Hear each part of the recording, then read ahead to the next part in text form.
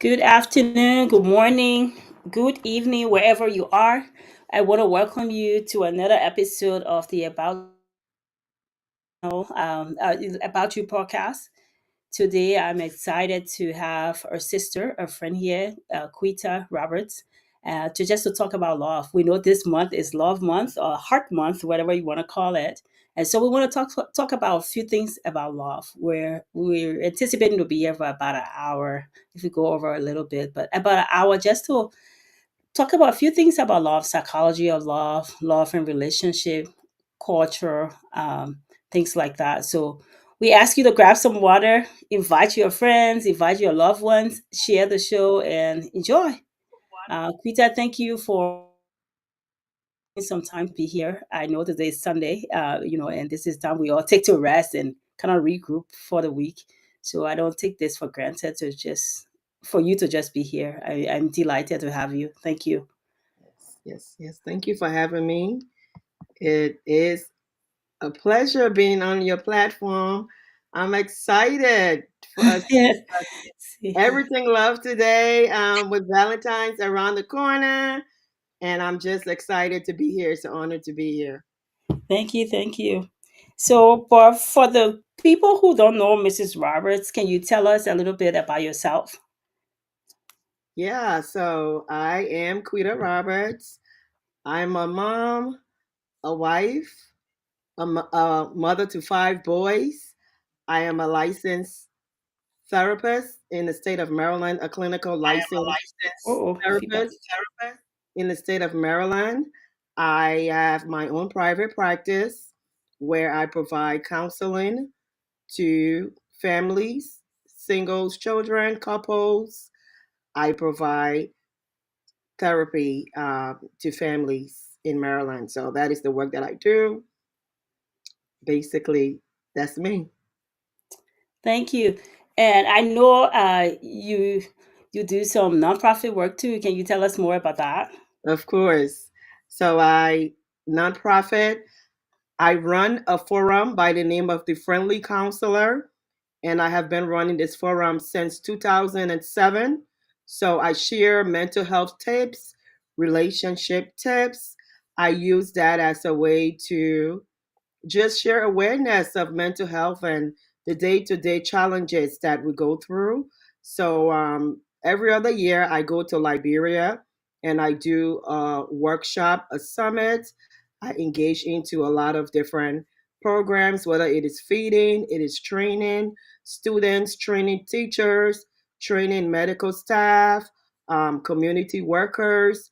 Those are things that I have been committed to do, as well as partnering with other organizations to do that. Awesome, awesome. Man, you got your hands full. Thank you. Thank you for all that you do every day. Thank Thank you. you. So, on the subject of love and Valentine's Day or love and relationship, can you help us understand what is the meaning of love? Yeah, so I will go right to it, and I will start with the APA, the American Psychological Definition of Love, and then I will add my own piece of it.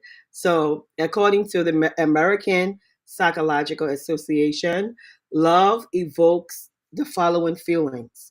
So, deep fondness, happiness when you are in the presence of the person that you love, commitment to that person's well being, awareness of how pretty much your affection to that person, how it feels.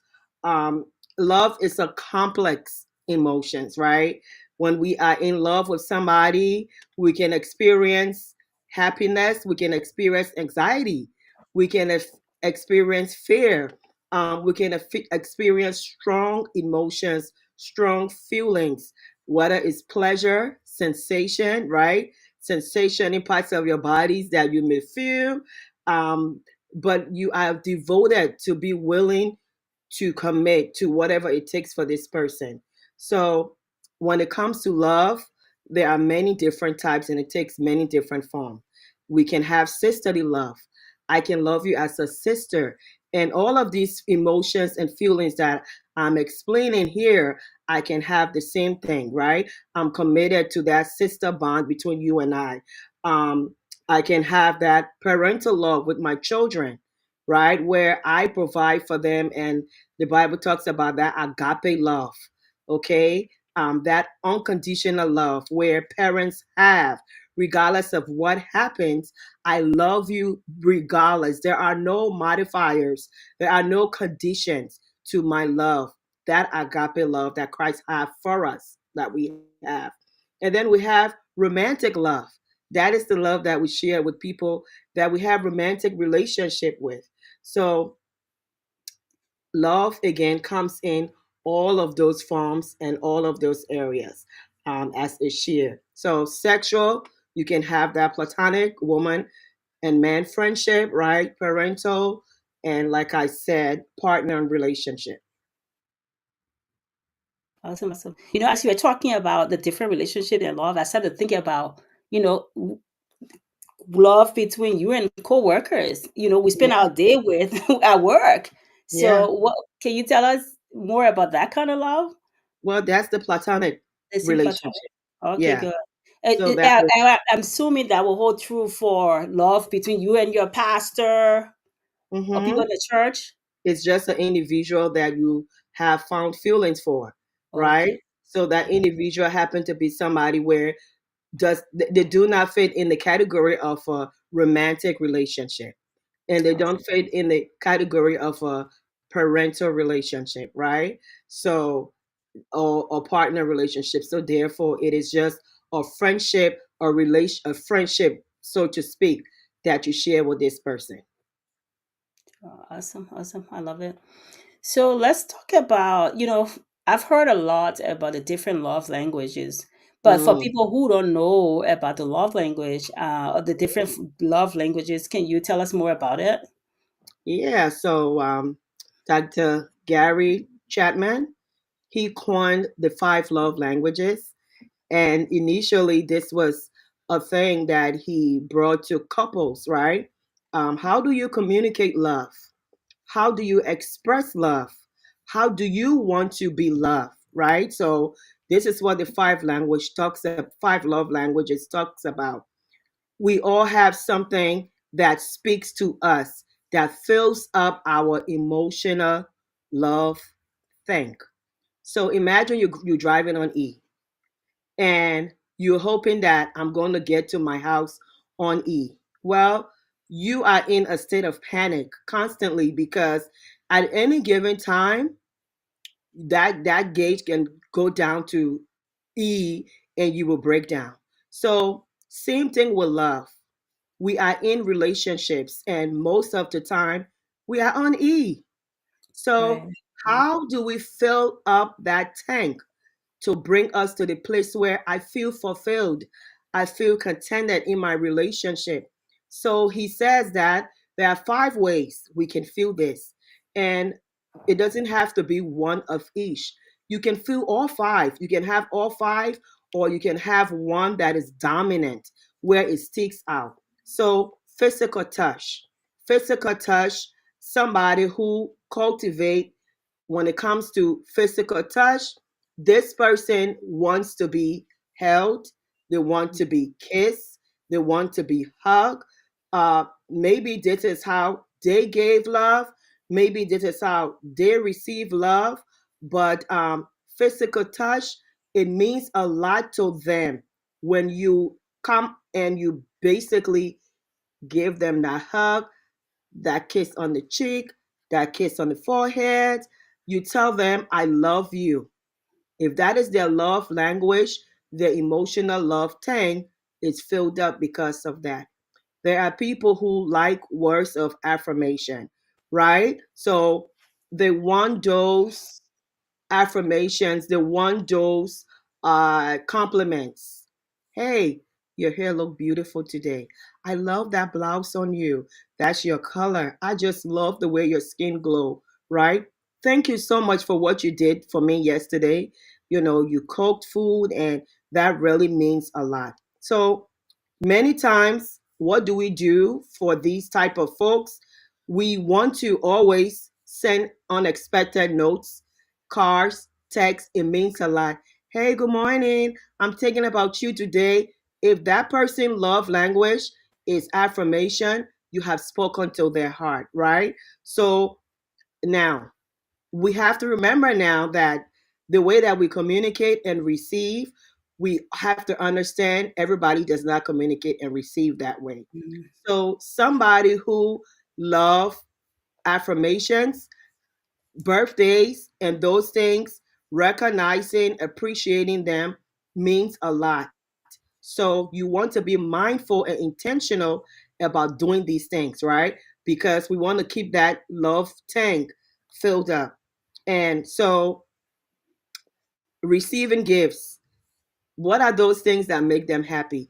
It doesn't have to be an expensive gift, right? It's the thoughtfulness that matters. So make your spouse, your partner, your priority every now and then. Bring them something, right? Something tangible, to let them know, hey, I was thinking about you.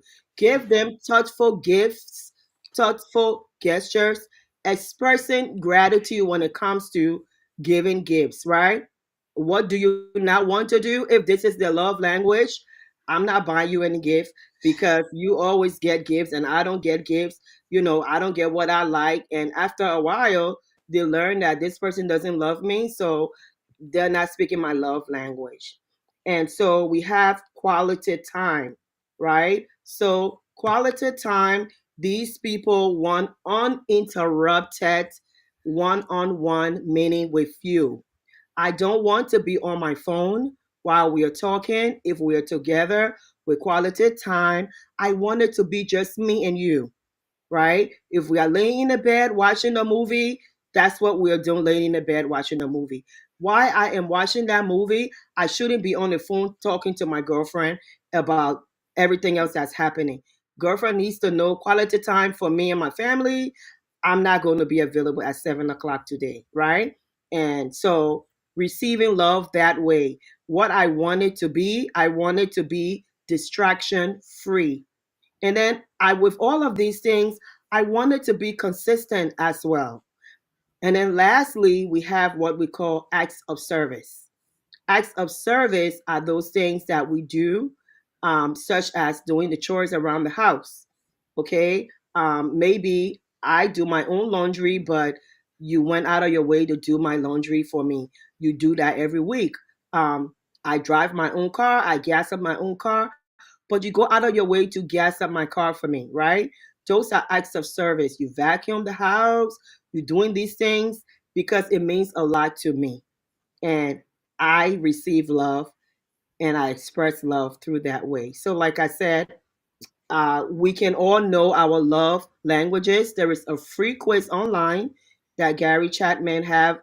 You can go to love languages, the 5 love languages, and you can take a quiz.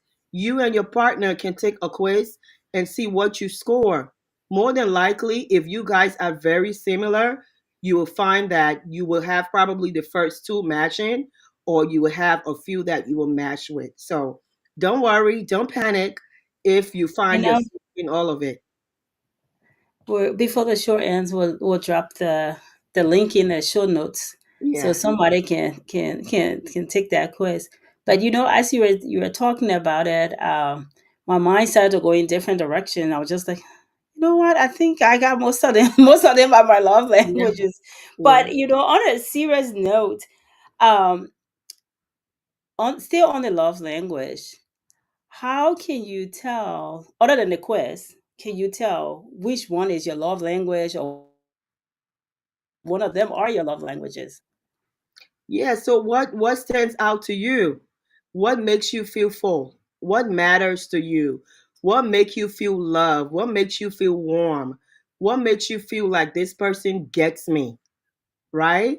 So if you come home and uh you got roses, maybe every Friday you got roses. So maybe somewhere in the conversation you share that, hey, I love roses, and your partner picked it up. And so your partner is now being intentional about bringing you these roses. They are going out of the way to make you, to express that you matter to me and I know what matters to you.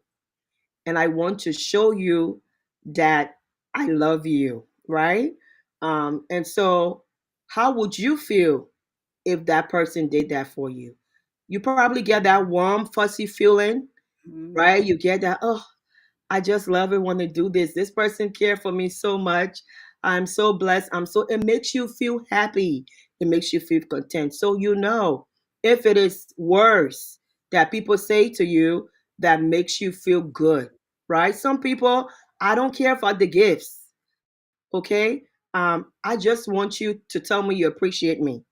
All right. And then there are other people that I just want to cuddle. It Mhm. means a lot when you cuddle with me. It means a lot when you stay home with me, when we eat dinner together as a family, when we go out places together, we go on vacations, we go on trips, just us. That matters to me.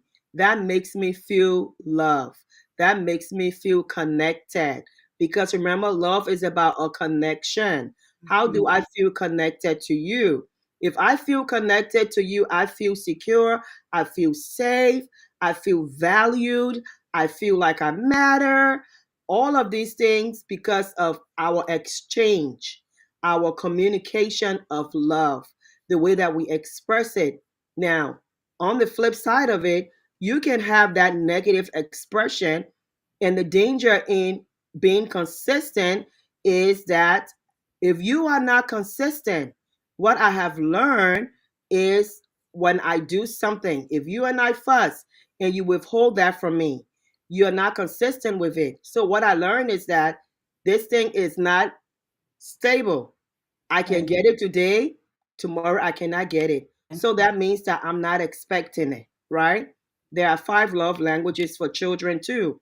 And many times I counsel my parents when our children do something, we want to punish them. That's fine. Punish them, but don't punish them when it comes to love, right? I'm not going to give you a hug because you did such and such to me. And Mhm. if that is the love language, and every time they come to give you a hug, you're like, I'm not hugging you. I'm still mad at you. Because as adults, we can hold those Mhm. grudges, right? Right. So they come and you just push them away. Now, what they have learned is love is inconsistent. Mhm. From Mhm. very early on, you have told them that love is inconsistent. So, and then love is rewarded, good or bad, right? So I Right. must be good to receive this love that I want. So if I want these hugs, if I want these affirmations, I must be good to receive it. And that's toxic. Right. Right. And then they start looking for love in all the wrong places because they're not getting it Or from the parents, and that's really a bad thing. Oh, we had a connection problem. All right, there you are. You're back. The devil doesn't like to hear about love. I know. He took you out, but you think, oh, you're back. Well, this is a good Yeah. discussion. I will be the first to say that talking about love language, my two love languages are one is the affirmation. Just I love writing, I love posters, I love cards. So it doesn't have to Yeah. be my birthday, it doesn't have to be holiday, but just getting the random cards or notes or text is very important. Nothing will have to do with low self-esteem or low self-worth, Yeah. but it's just Yeah. Yeah. love language. Yeah, certainly. Mhm. And then the quiet time, when it's that time, quiet time, no, we're not doing no cell phone thing, we're not we're Yeah. not checking emails or with my man, my boy thing. It's just that uninterrupted time. So those are Yeah. my two. So what are your two not two, but what are your love languages? Yeah. I mean, I'm with you. Quality time is my love language, definitely. I love quality time.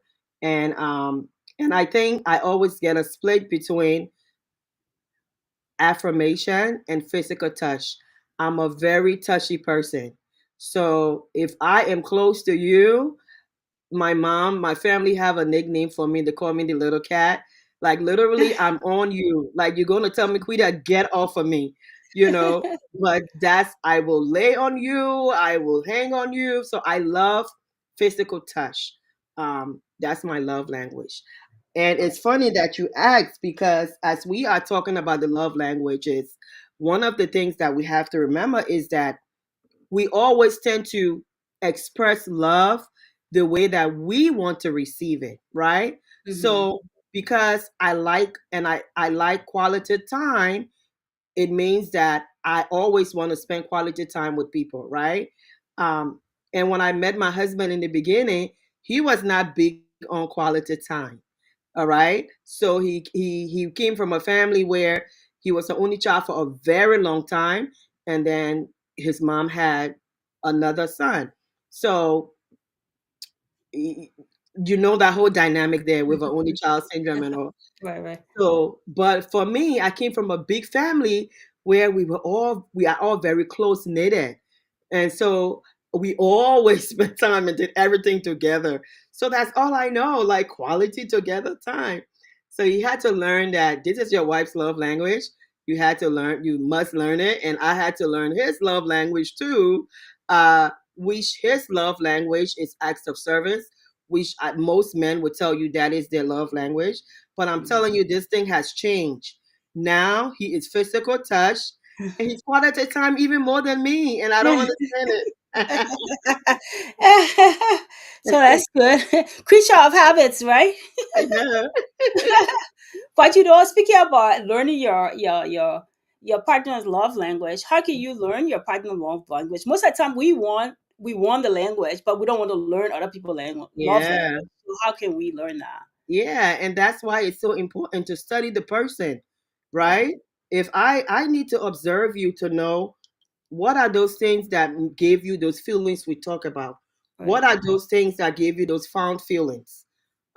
So if I'm paying and if I am committed to that relationship with you, even in a friendship, I need to know my friend's love language right. because I don't want to be giving her gifts and she don't care for gift. I have missed the mark, Mm-hmm. right? Right, If I am a friend who is very much into affirmations and quality time, that means that I respect that. And if right, you are doing other things that is not my love language, it's nice, it's okay, I appreciate it. But again, it does not fold that love tank. So I'm lacking there. And, that relationship is not going to be as close as we want it to be. There will be some pulling back because I still feel that you don't know me. right, So, in a relationship with your partner, the same is true. You must learn to observe what speaks to them. Um, Definitely if you continue to come into a relationship as what I want, this person has to love me, right? Um, you're just gonna get that. They're mm-hmm. gonna love you, but are you loving them? And Right, then right, we call that selfish kind of love, right, right, right? It should not be one way. And after a while, they get burned out, they get drained, and then they pull back, they get detached because what they feel is it's only me giving, giving, and giving, and this person does not reciprocate. It's not going back. It's not going back and forth. And right, love is right, an exchange.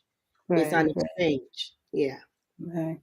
Wow, this is good. This is good. So, still talking about the love.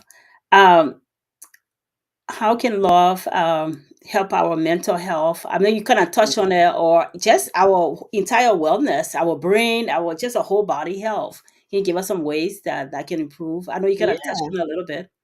So when we talk about love, it's more than just this emotional exchange that we're talking about. There are psychological components that are connected. Something happens in your body. And we would talk about those chemicals that are responsible for that. So when we are in love with somebody, it releases high levels of chemicals, and one of which It's called the love chemical. It's the oxytocin. Oxytocin. Let me say it right. Ox, oxytocin. I'm not oxytocin. I think it is. I'm not saying it right. But then there is Okay. also dopamine, right? I heard Um, about those. so Mm-hmm. dopamine, if you think about the feel good hormones, and Mm-hmm. dopamine too is a neurotransmitter, um, similar to the euphoric feeling people get when they use cocaine, drugs, all of those things, they get that. Mm-hmm. And that feel good, high feeling that you see addicts go for constantly. The brain releases that same hormone neurotransmitter when you are in love.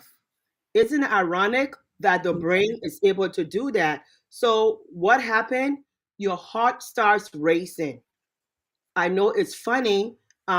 We see it on movies all the time, especially if you watch cartoons. You see these cartoons, heart coming out of the chest like that, when you feel love. And your heart start beat fast, fast, fast. If you ever remember when you first fell in love and that Oh boy or that girl was coming, and oh, my heart beating so fast. yeah. Oh, Just eating. yes, I'm getting nervous and I'm Nervous, sweaty. sweaty. Oh, my hair's sweaty, right? And then sometimes you feel that anxiety where you're nervous, you're afraid, you're confused, but then you also feel passion. Right. All of Right. these multifaceted emotions that are happening. And that is the responsibility of the neurotransmitters that are released in our body. So, dopamine is really responsible for that pleasurable experience, right? And then again, when it comes to sex, um, it's released. Those same neurotransmitters are released during sex. And those are the neurotransmitters that are responsible for making couples feel closer together. So, many times I hear people talk about casual sex. And I say to them, there is no such thing as casual sex because not only is it an emotional exchange, but it's a chemical exchange. When you enter Mhm. somebody, there are neurotransmitters released between the two of you. Right. Right. And this is why when you are with somebody and you share that special space with that person and you fall in love with that person, it is just so hard to walk away and mentally cut it off. You are so much connected because of those neurotransmitters um that have been released in both of you body, and it have connected you together. So when we talk about love and the brain, that is the psychological aspect of it, right? um Right. Right. so it's deeper again than I'm infatuated, I see you, and you know love you, and there is this infatuation where you feel attached to this person, and it comes so quickly in the beginning. It's intense. um like I said, am I on? I think Yes. so. Yes. We getting some glitches there, but you are on. Yeah, okay, sorry. I think there's a lot of glitches happening on my end here too, but we'll Mm. make it work. Yeah. It's Yeah. I Super can hear Bowl you. Sunday. I can hear Okay, you. great. Yeah. Yeah.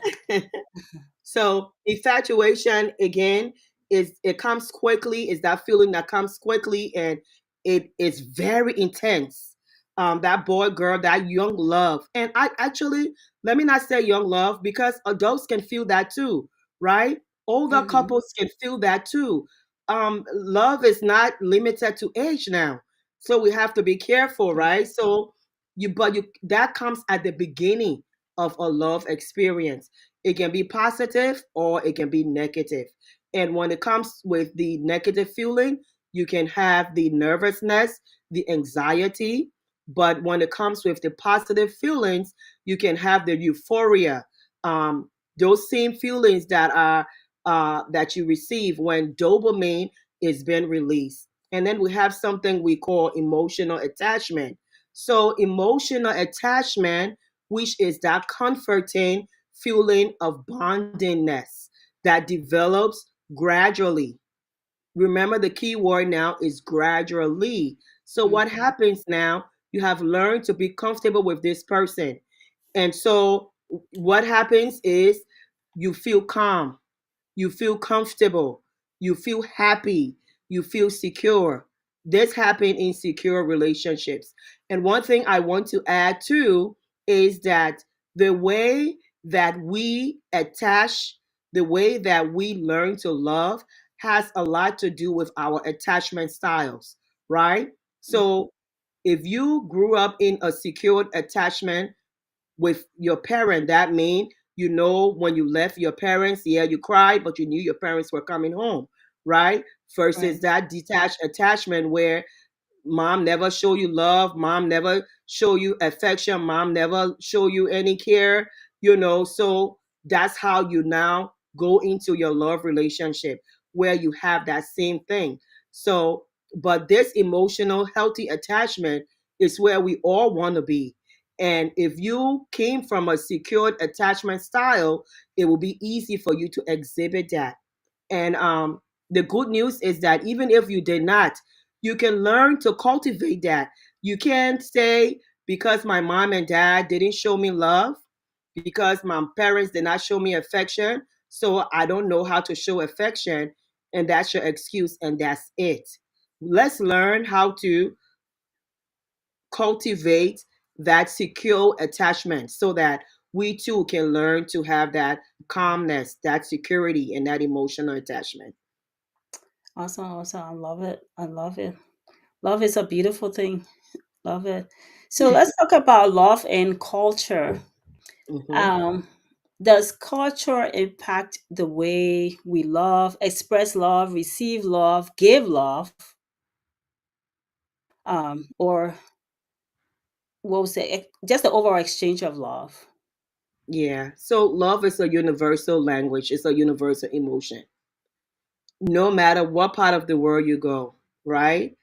You will see how people show love. So, with that being said, if it is universal, that means that it can be culturally specific, right? So, Mhm. in certain cultures, it is not acceptable for romantic partners to hold hands and kiss in the public. Culturally, their Right. traditions speaks against that. They are Mhm. groomed to know that we don't show outwardly expressions of love. So if Mhm. a husband and a wife marry, your husband and wife marry, and even in the Liberian culture, we're not Right. coming to be kissing all over you the way we can be kissing our parent, our spouses here. Right. Back then, yeah, they would look at you. What kind of friskiness is that? I'm telling you. True. So True. yes, even like at some point, I'm my parents. Thank God they are not those type of parents. So we were free because we saw them show love and affection. Um, but sometimes when we are around other older Liberian couples, and me and my husband, I may sit on his lap or he may kiss me or whatever, and they look at all and tell, you'll keep that thing for your bedroom. You don't do it yet. What a more proof here? What is the more proof here to people? You don't do it yet, oh, and you don't do that thing yet. I remember I went to this family event, and I we were there, hugging up, kissing up, and this man just told me, he said, in this family here, the women don't do that. The women here, that's not what they do. The women, and I said to him, this woman does it. Right. Right. Get Right? used to it. They're used to it. So culture really does influence how people think, right? Mhm. How they think about love, how they display romantic love. Again, those cultural values really are transferred from generation to generation to generation, and it is the norm, what we call the culture norm within the culture itself, how we express love and how we show love. So many time within, again, I keep stressing our African culture, Liberian culture, because I think this is a big issue. A Right. lot of our men did not grow up in homes where they saw dad show mom love. Mhm. So they bring that into the family of or from their family of origin into now their nuclear family. So your wife is in the house and you love her, but she doesn't feel love. You're not doing any of those five love languages. And when she complain, you tell her you should be happy because at least I hear I paying the bill, I working, I buying food for you, I come home every day. You should be happy that I'm here. I'm not out there like some of Right. your friends' husband and beating on you, All you right. know. And so then you are there thinking like, okay, so I should just take it and be quiet, but Right. I'm not full, right? So again, I'm unhappy in my relationship. So Mhm. people get bored and sometimes they step out of their marriages or their relationships because if this woman is somebody who is lacking in so many other areas, such as self esteem and some other things. And here is she at church with a man who is telling her, you're so beautiful. Oh, you're so smart. I see you work hard. You're doing all of these things. Wow, your husband is really lucky, man. Your husband Mhm. don't know how good he got it. And before you know it, he starts getting her little gifts. And Right. she starts feeling love. Right. Right. And the rest is history. We see so many relationships broken, so many homes broken. And it's not because a lot of them are like, I'm going to cheat on this person today and Mhm. break this marriage. Some of them did it because they knew what they were doing, they were very much aware. But some of them did it because they didn't feel valued, they didn't feel full at home. And that is for both women and men. Right, right, right, right.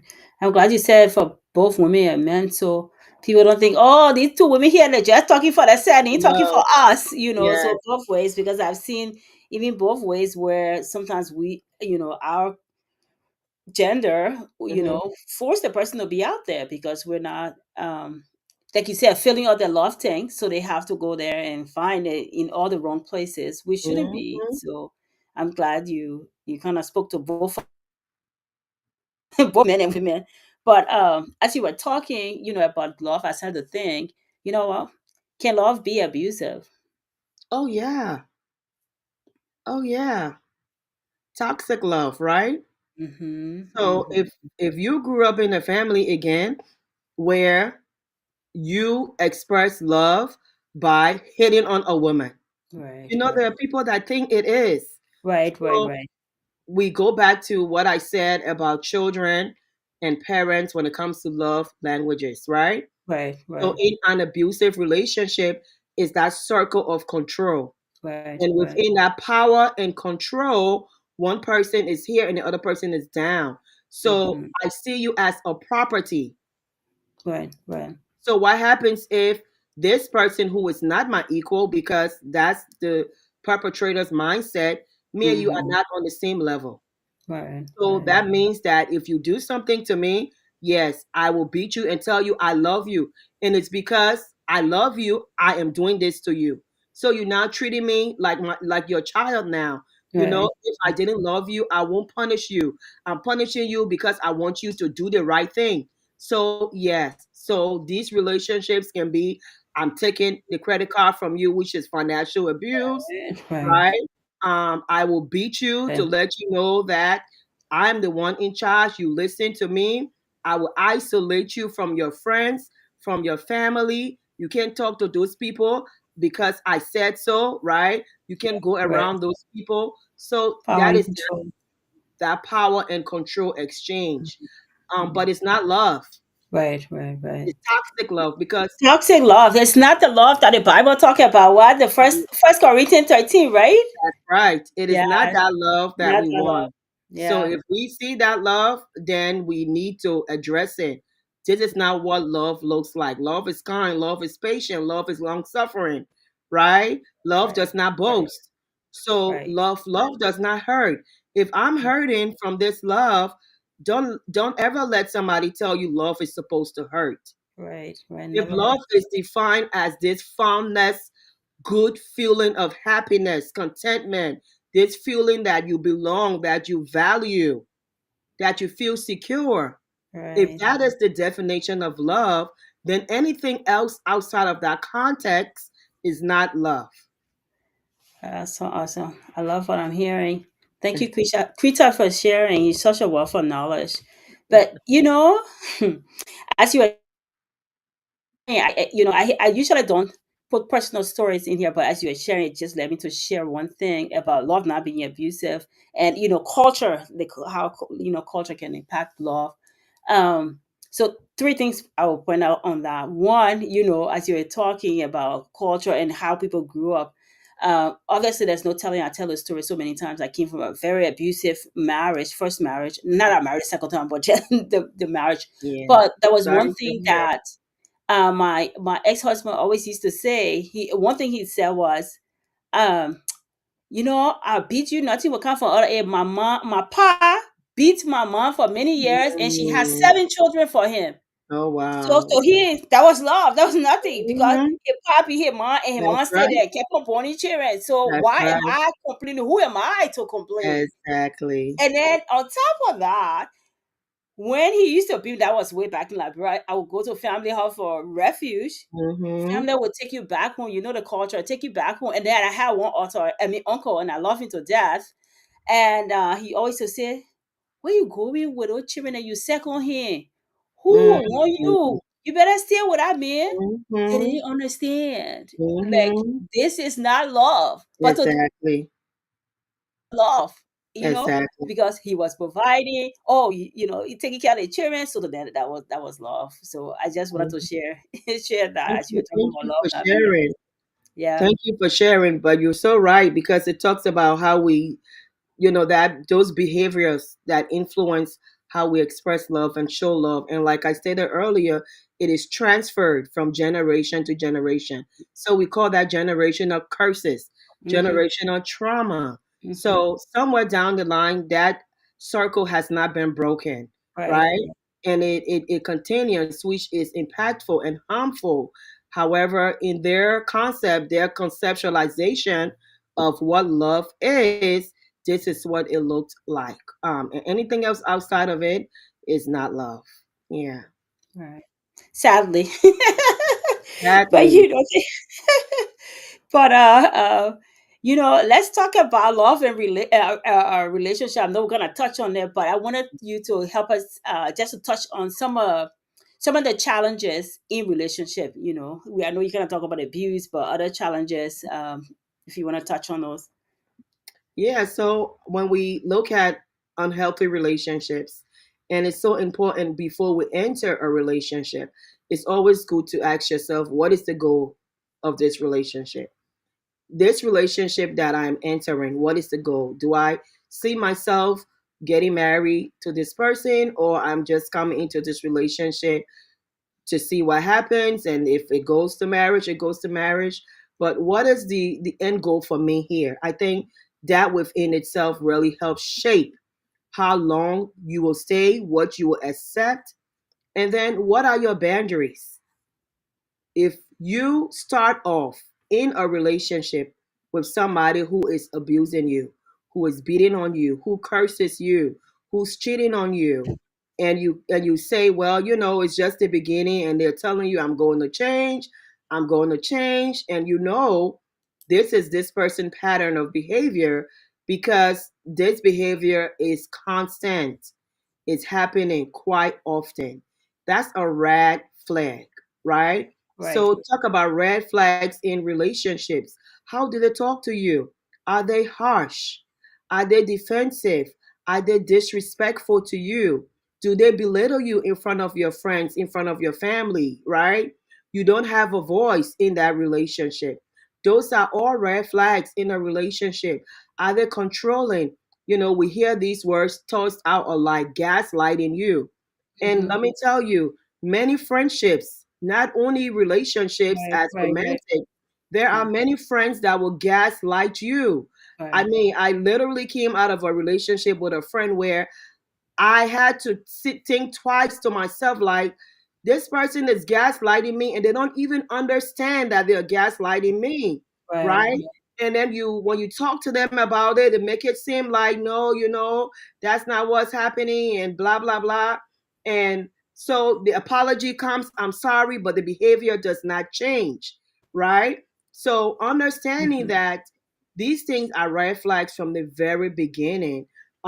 If a relationship start off rocky, and you feel like it is going to end up rocky, and you see that this person can change, I advise that you seek counseling to get the help that you need. If a relationship starts off rocky and it is not going anywhere and it is not changing, there is no need to commit because you cannot change a person.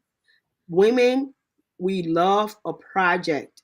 We want to start and we want to change this bad boy, right? Oh, all I gotta do is to Right. love him. Right. Maybe he wasn't loved properly. Maybe I'm the woman, and they will tell you too because they play games. Both women and men Mhm. play games, Right. right? Somebody who they're very much defensive in everything. They don't take accountability for their behaviors. They don't take responsibilities for what they do. Again, we talked about alienating you. We talk about abuse, but let's talk about sexual abuse. Another thing that we need to understand is these sex drives, right? Um, am I matching your sex drive? Okay, you are a very high sex drive person and I feel that I can match that.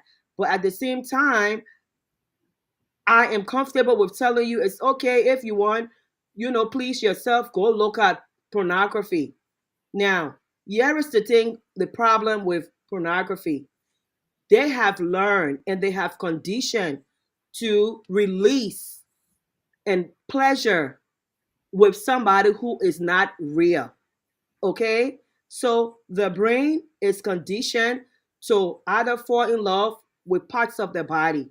Maybe Mhm. it's their titty, maybe it's their butt, maybe it's their lips, but they see that and they're conditioned.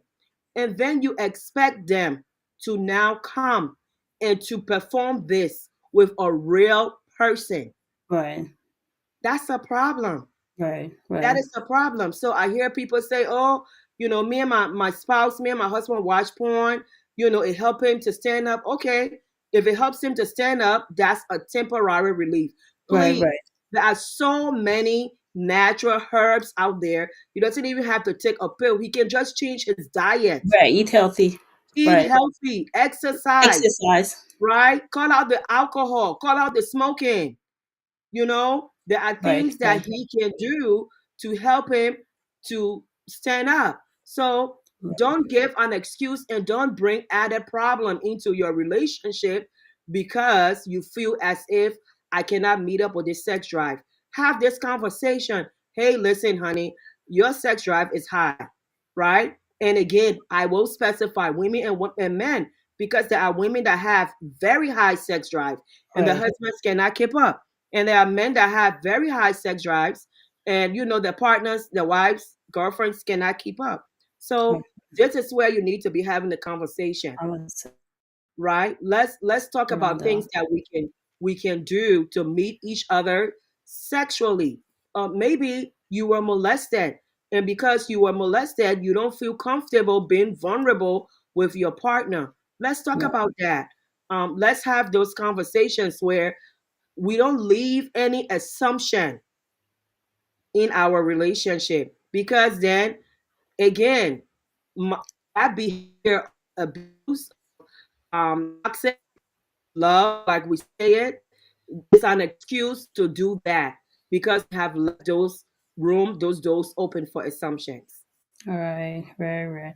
I liked the way you went into the segue of love and sex because I was going there to find out to talk about enhancers. I know culturally that's something we don't like to talk about, but good and bad enhancers to the relationship and how you can go about it. We already talked about the pornography. It seems as though it's a bad enhancer to the relationship. So let's talk about more bad enhancers and let's talk about good enhancers to a healthy relationship. Yeah, a bad enhancer bringing somebody into your relationship. Now, Oh, why would you want that, right?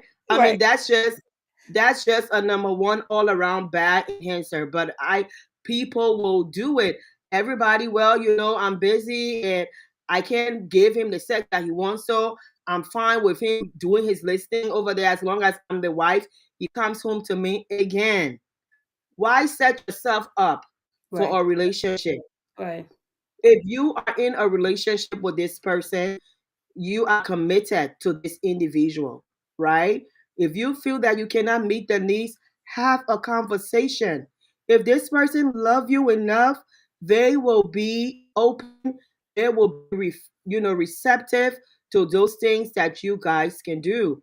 Now, when it comes to enhancers, sex toys, right? People do a lot of sex toys into their relationship. Hey, if it works for you, I'm not opposed to sex toys in the bedroom. If it helps you and it helps spark up, your sex life, by all means, do it. Um, I know there's a big argument on religion and sex toy and all of that. People say it's demonic, and masturbation is another piece of it. But again, it goes back to, if you are with somebody and you guys are having conversations around how can we enhance our sex life with my body and your body. Listen, right, your body have what it takes. I talked about the psychological and the chemical exchange that's happening out there. I spoke about that dopamine exchange, that feel good hormone, right? That you get that ultimate pleasure from, that neurotransmitter that God intended. He didn't make no mistake. right, It is all there. How do you tap into that? Right? That is what we need to learn our bodies. You must be comfortable. You must be comfortable with this body that you have so that you can explore and enjoy your body. So, if I want to enjoy sex and I want to enjoy all aspects of it, I need to be comfortable taking my clothes off when the light is on right. so that when I see myself, I'm like, I look good. And you better come get this. Right, I won't be embarrassed, and I won't be, oh, put the sheets over me. Oh, I don't want you to see me like that. Oh, cut the light off. I don't want you to see me naked. Can we just do it with the light off? How are you supposed to enjoy sex? right, right, So right. I don't know if I touched on all of it. I don't know if there's You something specific. did, you did. But there's one. So talking about enhancers, oral sex, is it an enhancer I or not? wanted to talk about it, but I didn't know if you were ready for it. Oh, I'm ready. I'm ready for anything. Bring everything on. Bring Hey, everything. if oral sex is something that pleases you and your partner, by all means, do it. That is your relationship. What is going to spark your relationship, right? If oral sex is something that you guys enjoy, why are you afraid of it? Go down on me. Let's do 69. Come on, let's get this thing going, right? That is something that we want to enjoy. But then again, it always goes back to, are you comfortable with yourself? Right, right. I think for women, that is the bottom line. A man can stand up there and show you his penis and tell you suck this thing, and he don't care. But as a woman, she needs to be comfortable with a man going down there on her. That means if you're comfortable with the way you look, please shave it. Shave it. Use razor. Shave it nicely. If that's something you want to try, do whatever it is. If you are saying, I'm not going to do it, I'm not going to suck your thing, I think it's nasty. I'm a woman of God. Well, maybe he got somebody outside that will suck it for him. And that's where he's going. True, true, true, true. Love language, right? There you go. Right? We're keeping it real here. We are grown people. So Right, right, right. This is good. I love it. Valentine's Day is this week. Obviously, we both know that. Most people know. And that's one of the reasons why we're having this show, to create mhm, awareness to how to love and how yeah. to love better, how to understand love. Hmm. So Peter, I thank you for doing this. But let's talk about Valentine's Day. Yeah. Um, should it be a one day celebration thing? To love be expressed all year round? Tell us more. You're the expert. Love should be expressed every day. Every day, you should be intentional about cultivating moments of love in your relationship. In order for your relationship to thrive, in order for your relationship to grow, you must nourish your relationship. If you have no food and you are fasting, let's say you did a 21-day Daniel fast and you fast only on water, you fasted only on water. Okay. After your 21-day fasting of water and nuts and fruits and vegetables, your body will want to crave something else, or a 40-day fast. But even at the end of your fast, you will break the fast with something of substance, right? Some type of heavy food. You, as individuals, our body crave. We have to remember now that Maslow, my words are not coming right It's today. okay. Maslow hierarchy of needs. I must be hungry. If we go to that Maslow hierarchy of needs, right? The very Uh-huh. first basic needs, the food, the shelter, the water. Right above that is that love, that security, that affection. That's a reason why it's that second order, Right. right? And then you Right. have that belongingness. That's a need for us to feel love. So if I am going out here every single day, not feeling love, not receiving love, not giving love, I am starving myself. That's like you are starving yourself and you are in this relationship. So, what do we need to do to fix it? What do I need to do to fix it? Are we committed to fixing it? Some people throw in the towel and say, I don't care. So why are we here? Why are we here? So let's be intentional. Let's plan those date nights.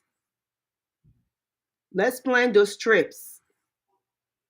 During the day, let's text. Let's send little love messages, little text. Women, and I'm talking to relationships, doesn't have to be married. Right. Right. Send those messages. Hey, I've been thinking about you all day. How is it going? I can't wait for you to get home.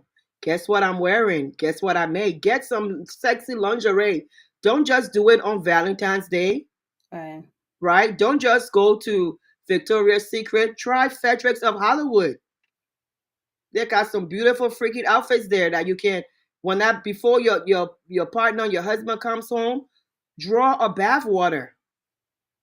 Get some candles, light it up. Invite them. Let's take a bath together, right? These are things that you do that's intentional. If you are afraid to be naked with this person, if Right. I can, when I take a bath with you, that is one of the most vulnerable places and state that we can be in. You got to be comfortable with this person. Do regular baths weekly. Do your regular dates, right? Don't ever stop flirting with one another. Don't ever stop putting time into nurturing your relationship. If you have a plant in your house and you don't water that plant, it die a natural death. Exactly. If you have a relationship, if you have a friendship and you don't water it, it will die a natural death. And then the thing about human beings, because our mind, we switch it off and on, Right. then I have to be motivated to want to switch it back on.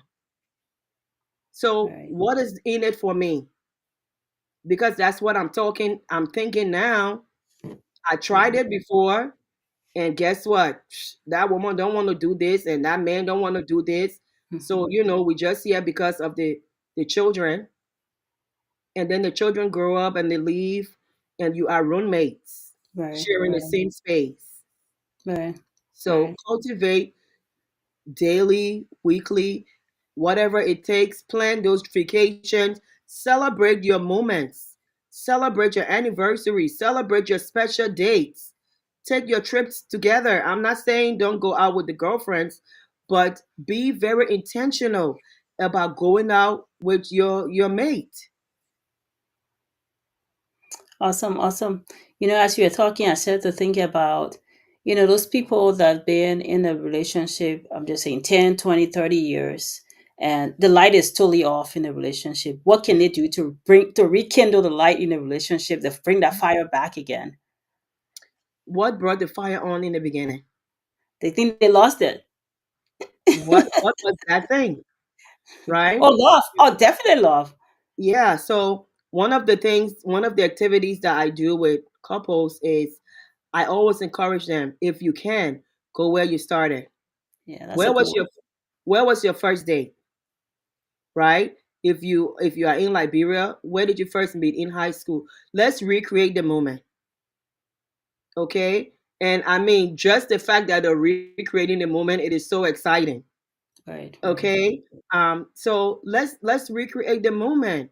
So let's go back to, maybe we cannot do the very first date.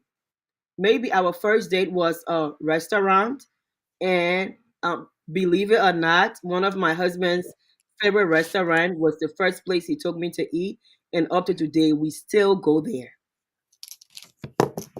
Wow. He make it his business to take me there. So, and every time we go, he tell this story, and I'm like, but it means so much to him. So Right, that right. has been a tradition that we keep. So, what are those things that, again, and maybe for you, you may want to seek a professional like myself because you have lost direction, you have lost guidance. So you may want to speak to a counselor, a therapist who can help guide you.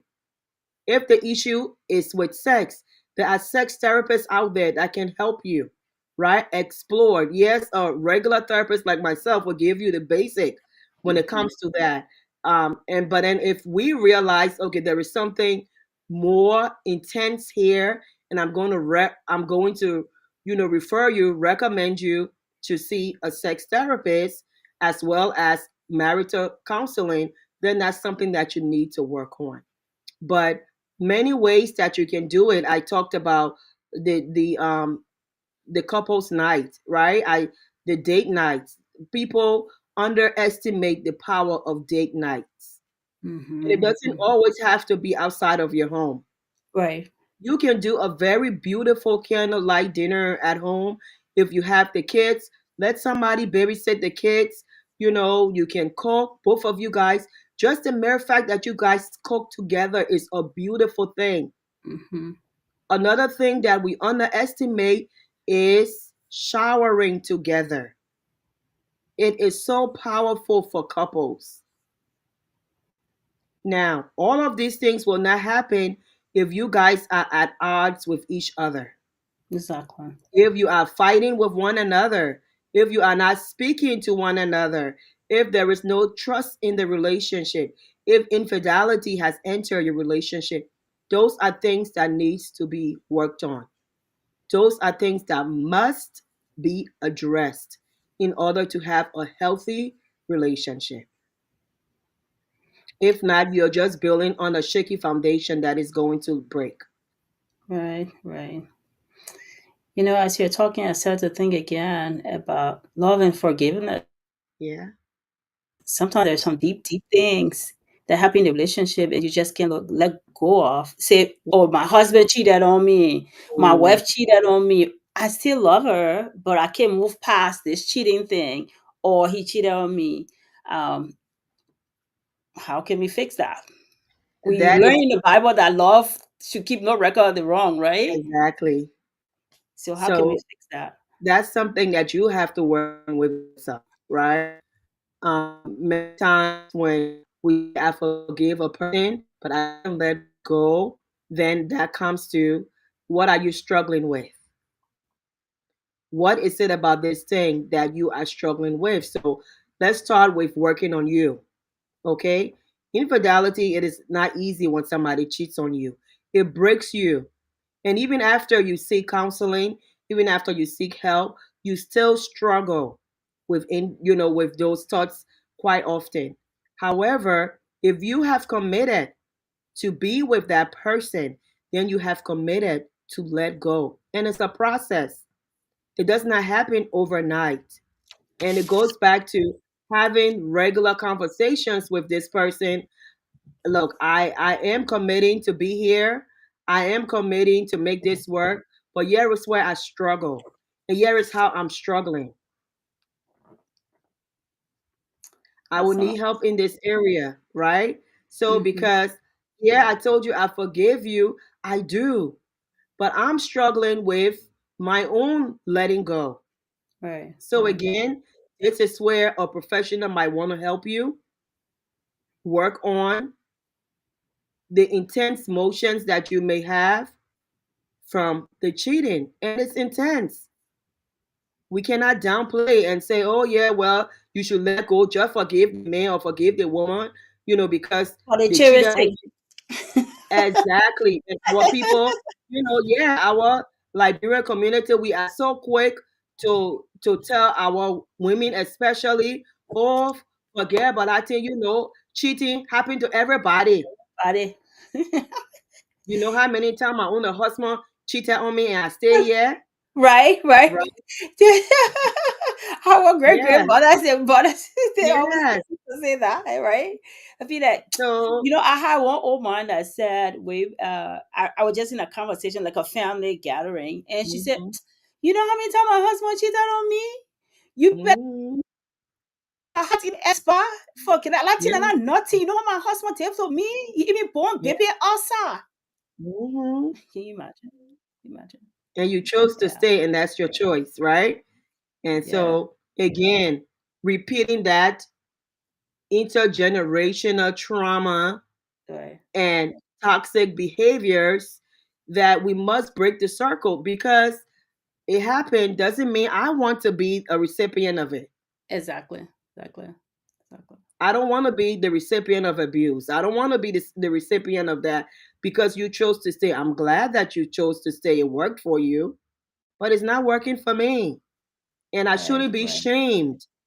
I shouldn't right, be shamed because of that. I shouldn't be judged as a bad wife or a bad person because I decided not to stay in that. Now, I'm not saying that you should leave your spouse because of infidelity. I think it can be worked through. right. Awesome. This is so helpful. Yeah. Good discussion, though. Very, very good discussion. But we can jot down. We're at the end of our time, but we can jot down the curtains. We're all talking about two other things. One, the issue of finance.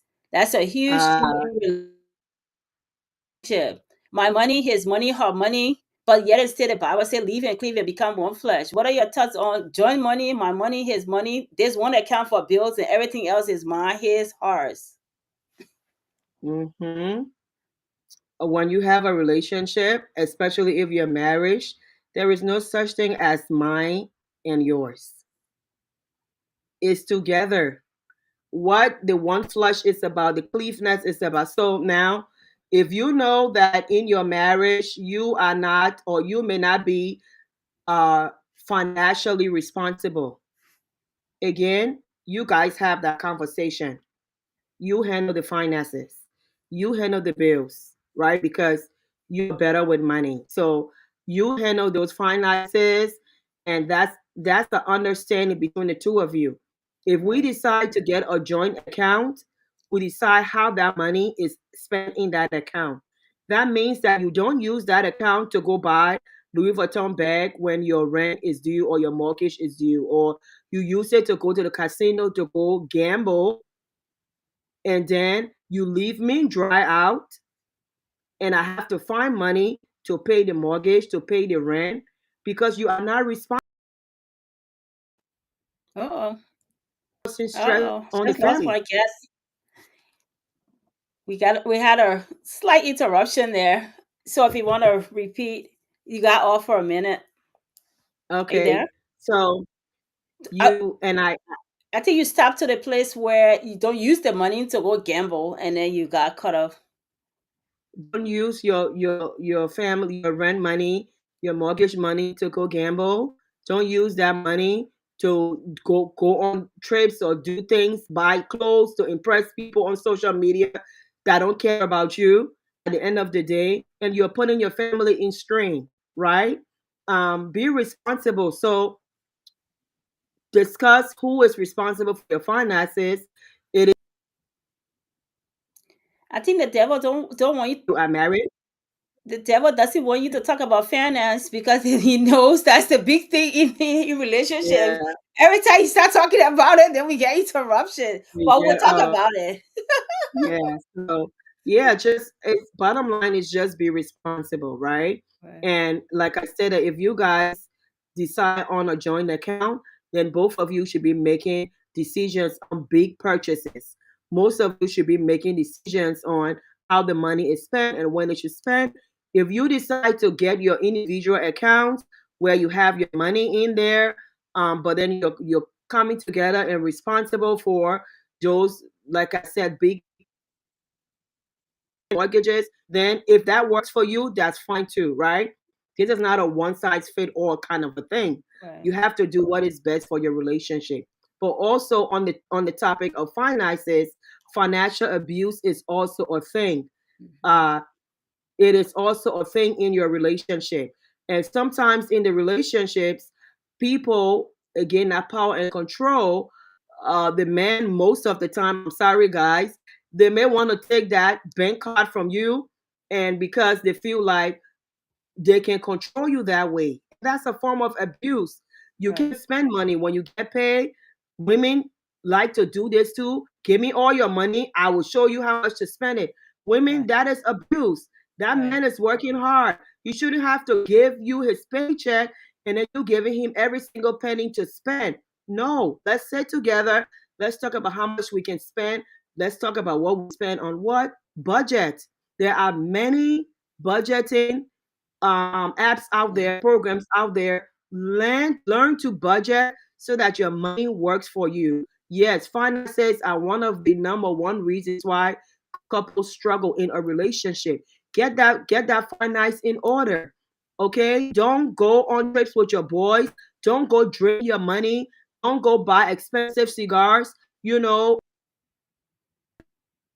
clubs all night long, staying out, and you're leaving your family dry. You're not responsible. If you need to get a job to work, don't sit home and leave one person the bills and putting that added stress on them when you both can work together to build your financial wealth as a couple. Yeah, and definitely to us women too. Sometimes the men entrust us with the account because you're custodian or whatever it is, and we take that money and buy that $500 bag or that 2,000 bag, Mhm. knowing that mortgage is coming up, That's light right. bills coming up, but we're not being responsible. So both ways we have to be responsible. Of course, Um, I agree. yeah, yeah. So thank you for sharing, Quita. But let's talk about the cell phone and the social media accounts. You know, this Ah, yeah. the cell phone is a no-go zone. Don't touch my phone. I will not touch Yeah. your phone. I got my code. You got your code. What's going on here with the whole I cell phone thing in shouldn't relationships? there shouldn't be nothing on your phone that should be hidden from your spouse. I'm sorry. My husband has my password to my phone. In fact, All because my right. kids like to play games on my phone, right? But he knows my password. He doesn't have any password on his phone.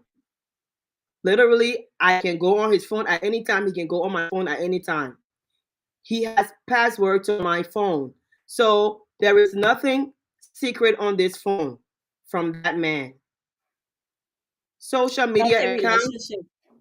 yes, social media accounts, my social media are not locked. In fact, he goes on my social media and scoop all the time. He tells me he's not on Facebook, but he knows everything that happened on Facebook. So I'm like, you might as well just go on Facebook, right? So what is the goal here? Why am I hiding what I'm hiding? Right, right, Right? If I am flirting with somebody and emotional flirting is a thing, we can right, flirt through, there is emotional cheating, right, right, right? So I can be engaging in sexual relationship with somebody emotionally, taking and right, buying time.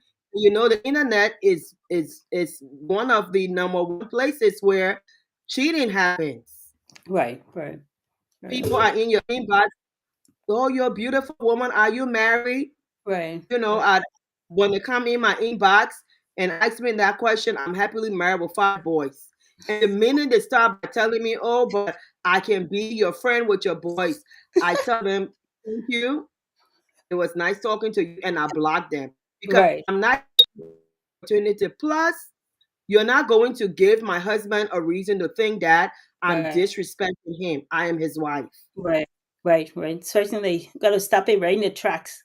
Stop it You right have there. to. And if a woman or a man is out there and encouraging it, then again, you are at fault. Right. So if you have your cell phone and there are things on your phone that you must hide, you need to reconsider. If this person is my mate, trust them. I have things to hide on my phone. That's a problem with me. Oh dear. We come into the juicy part, and then the internet. Whether the devil likes it or not, we will have this discussion. It is so good, and you know the government like good things. But you know, Yeah. Quita, we have tons of questions. The people, the viewers love the conversation. They got tons of comments here. And I won't say tons. I'm Okay. exaggerating here, but let me pull out some questions for you to answer because I Mhm. few comments here, and I put the number for them to call. But let me answer. Uh, Let me put some comments here. Uh, Let me know. Can you see it? Inspiring to hear her perspective. Thank you. Okay. And somebody said, "Beautiful ladies." Thank you. Uh, You. and then somebody got a question here. It's a long one, I think. What happens to a woman who doesn't ever admit her wrong, even though you love her? How do you deal with such person? Okay, let me get Mm. the expert Great, on. great question. So she has an accountability issue, right? So if she's not admitting that she's wrong, then there's a with her. And you can continue to love her and understand that she does not take accountability for her behaviors and continue to let her know, hey, you, when you're wrong, it's okay to say I'm wrong. And I know it's hard for us to say I'm wrong, but guess what? When you admit Mhm. that you're wrong, it helps you to realize those things that you need to change so that you can become a better person. If I am not admitting I'm wrong, I'm lying to myself.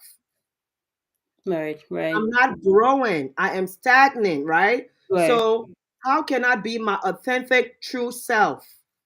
How can I be a true version of myself if I cannot admit that I am wrong? right, So again, it has to be a relationship where this individual also is not always telling this person they're wrong, right? And right. maybe Mm, explain to them how they are wrong. And sometimes, exactly. again, the way that we talk to people, maybe sometimes we are offended by their tone or the way that they present, because everybody don't know how to present things to people, right?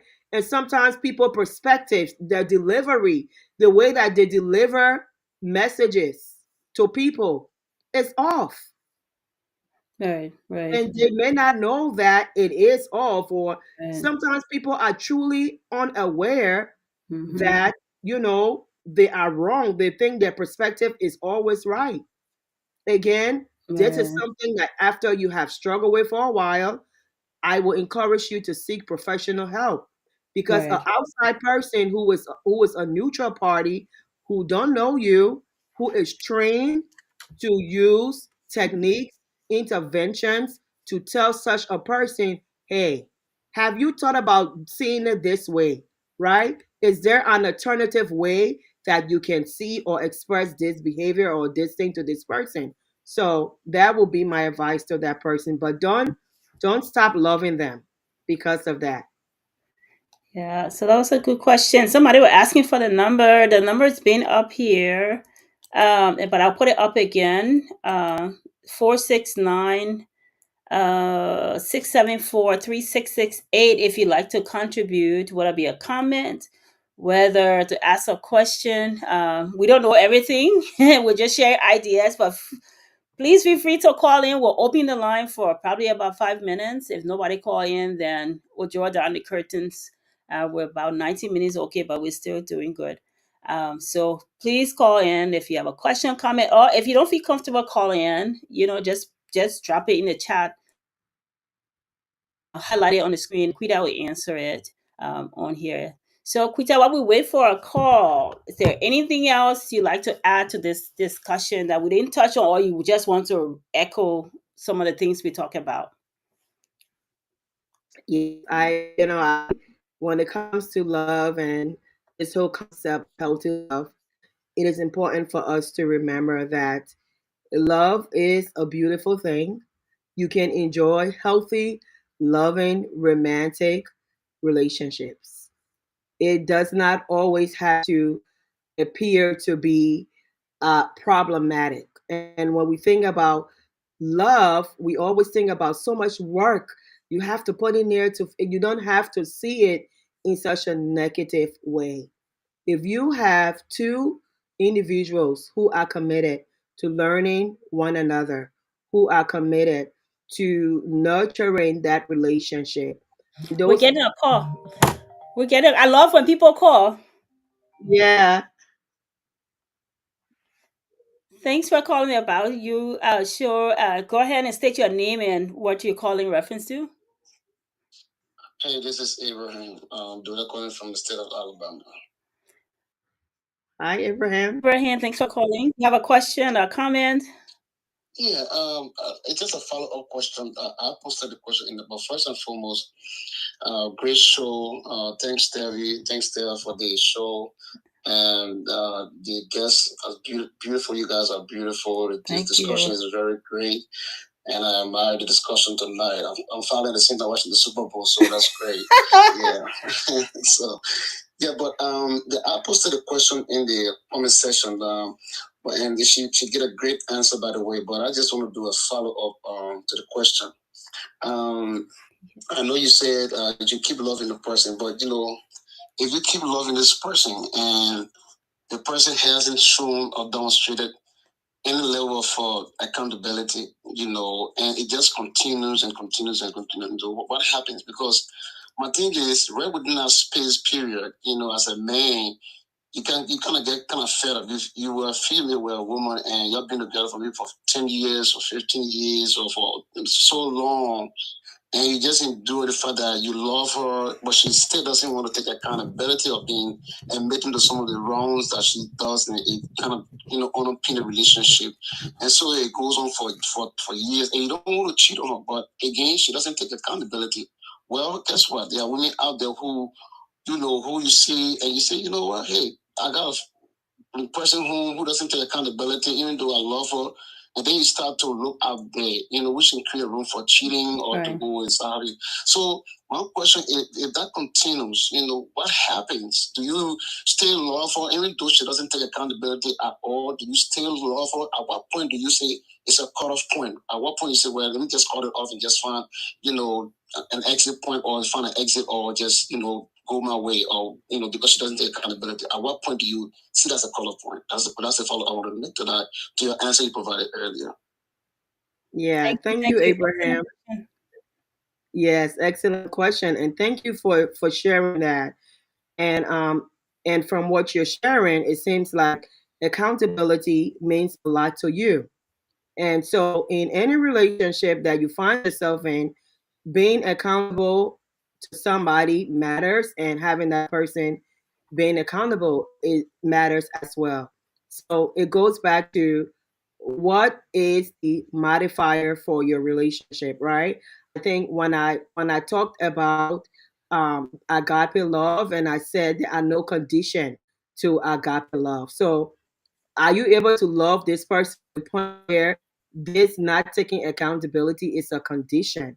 So if you are saying, well, I can only love you on condition, and this condition is you must take responsibility for what you do, then you're saying to me that you're not at that point of agape love, right?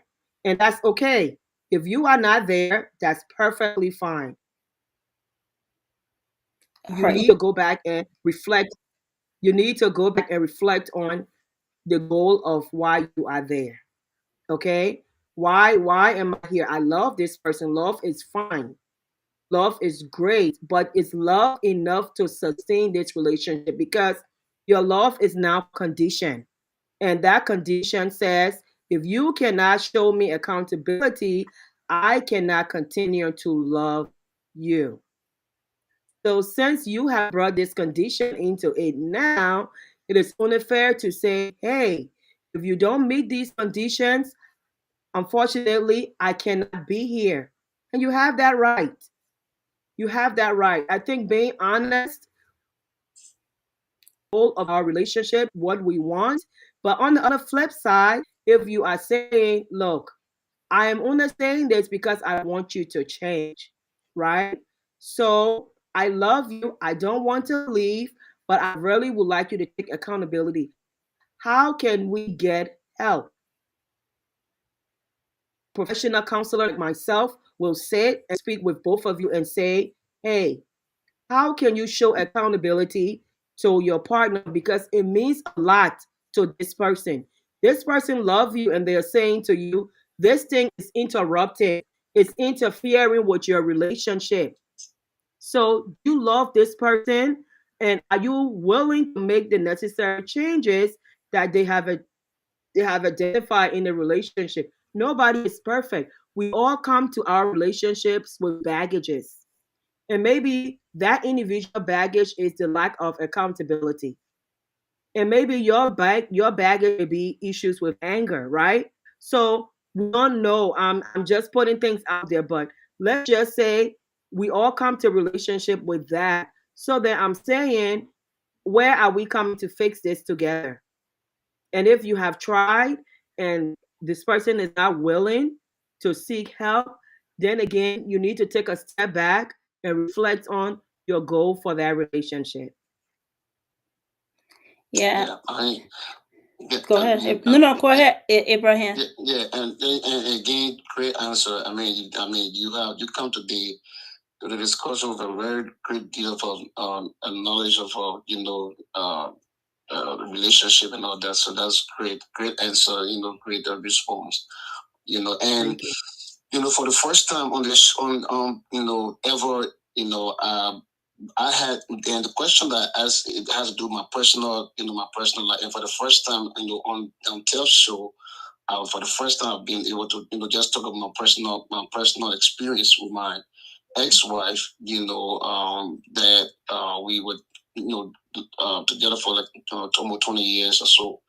Mm, But again, it was an issue of accountability, and when we had our issues, and I had to move out of the house where I was, moving the hotel for like 6 months, and I was in there, and had to find my own place and move in and all those kinds of things.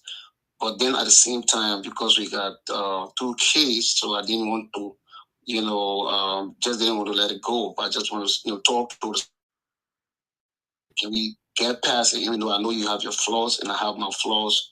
Can we come to the table and find a common ground to see how we can be able to work this thing out? And I was the one trying to, beg and so forth, even though, yes, I was not, in the wrong of our things, even though I have some pitfalls, but yet I was willing to be able to apologize. Hey, can we get past this? Can we do this and so forth? But all of the instances, the 6 months leading to a year or a year and a half that I was finally able to move to my place, I was still trying to talk to her and talk to her to say, let's get past this. I mean, come out, a lot of people involved in all the kinds of things, from people who were close in our cycle to kind of talk about. There were not once a day where she took accountability for saying, "Hey, I know, yeah, you have your flaws and I have my flaws. Let's get past this, and for the sake of the kids, and for the sake of our long relationship, and so forth." So that's the reason why I asked the question, because in the interim, people, both sides get their own support system and all those kinds of things, and they kind of feel into whatever we had going on at the time, and it just went south. So that's the reason why I asked the question, because accountability is key. But when you two, both of you in a relationship, and one side is coming forth and saying, hey, can we work past this? Because there was not an issue where somebody said, oh, well, he was this demon in it or she was this demon in it or whatever the case was. We both have our flaws. But the fact of the matter is that it's, if you get to a point, say, you know what, can we just look at all the issues and see how we can be able to work towards it and work through it and be able to find just for the sake of the kids and ourselves, even if we're not be together, but we can heal ourselves and go our separate ways and whoever we meet into we meet along the way, that healing process can also spill out to that person as well. So they can have it, they can have the residues of whatever we, going out there we now separate sojourn and stuff like that. So that's the reason why I asked the question. But great show, great feedback, and I love that. I hope kind of continue and we can find time to be able to appear on my show as well, be able to make some input. Again, happy Valentine to the both for you. Happy pre-Valentine to the both for you and to your Thank you, respective Everett. families. Thank you, Yeah. Everett. Before you go, thank you, but I also want to say thank you for sharing your personal story. Yeah. I know it took much out of you. Men are not the one mostly talking about their personal stories. Us women who let to, blab about our past hurt or relationship.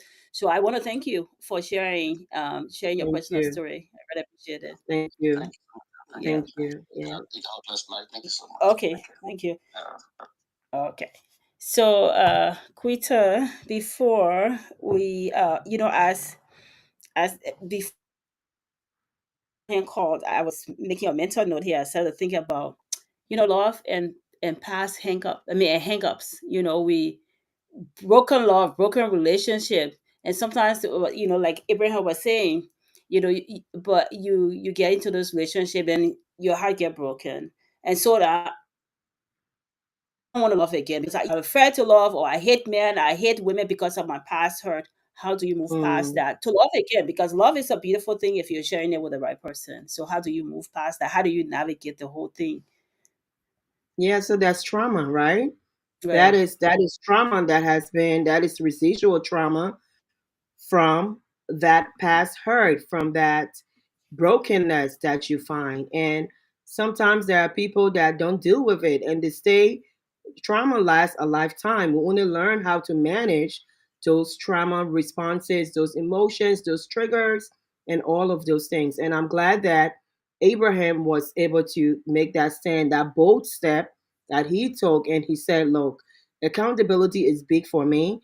And Mhm. this person is not willing to do this and it's not working for me. Like I said, take a step back and reflect.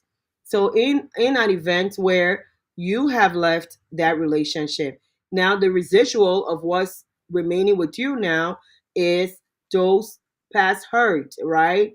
Whether it was physical abuse, mental abuse, psychological abuse, whatever it was, you are now left with all of that. What do you do with it? Again, go back to seeking help to navigate, to get you to work through that hurt, that trauma. Many times those are big emotions Right. that we don't know how to deal. And then there is this concept, there is this notion of fear that is left with us, especially if you were with somebody who physically or emotionally abused you. You are left with those stories, those narratives that is left in your mindset. I'm not lovable, right? I can't be loved. Or maybe they have said to you, you're not pretty enough, you are not smart enough, so you are left with that, and then moving into your next relationship, you are afraid to be vulnerable with somebody else, because every time you step into that love pit, those messages that you receive from your previous relationship Right. follows you, and Right. so that impacts your ability to behold, which I tell people is unfair. To enter into a relationship and you're still broken from your past. Don't bring that baggage to your new relationship. Deal with your Exactly. stuff. There is no Right. reason why in 2024 we shouldn't be going to therapy to fix out to help us to work with these issues, right? Deal with you first, so that when the next person come, you will be able to love them, and they will be able to love you, and you will be able to receive that love and not be afraid that they are coming to hurt you because you were hurt by somebody else does not mean everybody coming after that person is going to hurt you. But trauma speaks to you. And when that trauma Right. speaks to you, that trauma tells your brain, hey, don't trust him, don't trust her. She's going to be just like that person. And the minute they start to do something that looks like or slightly looks like, all your brain interprets it. And trauma is a whole nother um, topic that, I can't do it justice right now, Right. talking about Right. past Right. hurt and the Right. trauma and the psychology of the trauma that happens with breakups and relationship trauma. I can't do it justice in this little piece because Right. trauma Right. leaves an imprint on the brain. And in fact, there are many research that shows pictures of how your brain shrinks from Mm. trauma, Wow. right? So this is something that is happening that they have studied over the years and show that yes, there's actual shrinkage that happens at the time of trauma, and they can go back and see those visual images of how trauma affects the brain. So that is PTSD that needs to be dealt with by a professional so that you can move on. Right. Right.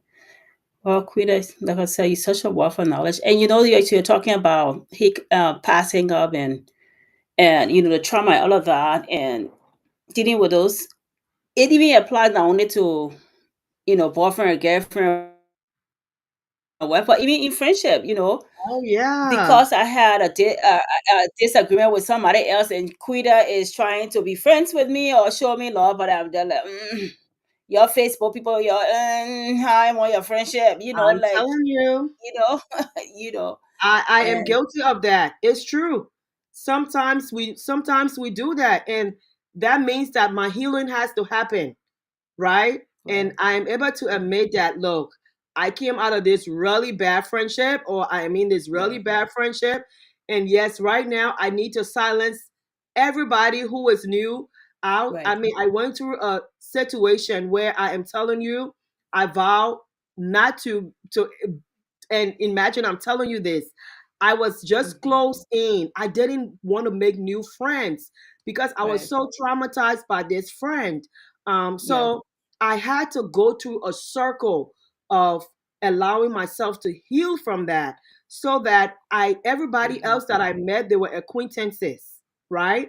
right, I right, and I right. kept them at a surface level because I had my own healing to do. Of course, of So course. I needed to heal so that I'm not bringing that into my friendship with you. Mhm, So, and then when I see certain things again now with some friends that I feel like, okay, that looks like that. And, that's something that I continue to work on within myself. I withdraw mhm. because Of course. it takes me right back to that place where I had to go 5 years to deal with that friend. And I mean, it was bad. So for me, when I start to see those behaviors in friends, I'm like, you know what? Mm, I'm putting you on a shelf It's time right to pack there. it up. There you go. Right, right, Right? Because I'm right, not willing to experience that place, that hurt that I did before. And not at this age. I'm not doing it. right, right, right. We take all discernment too. But Quita, I think we caught quite a bit today, and I want We to thank you did. for sharing Yeah. your Sunday with me and the audience. I don't take that for granted, but I just wanted you to, if there anything else that we didn't touch on, you just want to touch on it, or opportunity to just wrap it up, give her closing comments, and then we'll call it a day. Yeah, again, thank you. My pleasure for being here. I know we did touch on broad spectrum of many different topics, and each of those topics are a show of its own. However, we come back to refocus it on love and how can we find meaningful relationship within our friendships, our romantic relationship, our parental relationship, learning our love languages. There is wealth of information out there. Again, how do you receive love? How do you communicate love? And maybe you didn't have a healthy attachment style. Maybe you didn't have a healthy showing of love in your family growing up. Maybe you didn't see your mom and dad showing love, or they never told you what love should look like. You take the responsibility now of changing that. Now you have that opportunity to rewrite that history. It does not have to continue down that path. You can enjoy healthy relationships. You can enjoy healthy romantic relationships, right? When you find yourself in in those relationships, it takes commitment. It takes work, and that work means that you must be committed. And so I want to say to all of you out there, there are healthy love. You can enjoy love. If you have been hurt by somebody before, don't be afraid. There is somebody else out there that will show you something different. If you were that person who hurt somebody because you were immature, you were healthy, you were not ready to love, I encourage you to learn all of those things that can help you be a better person to share love. And if you were that person who play games of love with people, understand that you are dealing with a psychological, emotional response here. Understand that when you go into lay with somebody, it is not just a good time. You're not just having casual sex. There are exchanges, chemical exchanges that are taking place within the body that is meant to connect the two of you together. And so I encourage all of our viewers tonight, this Valentine's week that is coming up, create a plan, right? Set up a date. It doesn't have to be expensive. You might want to cook home together. For those couples who are struggling to rekindle the love, let's try taking showers together. Let's try making love notes together. Let's start cooking together. Let's plan a trip together with our family and friends, just the two of you. Let's create those moments where we love one another. Let's start practicing saying, I love you, and mean it. It may sound foreign, it may sound strange. What is your partner's love language, right? Speak to the love language. Fill up that emotional love thing and continue to nurture your love.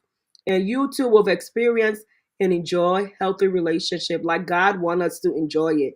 He has given us all of the tools that we need, all of the tools intended to love.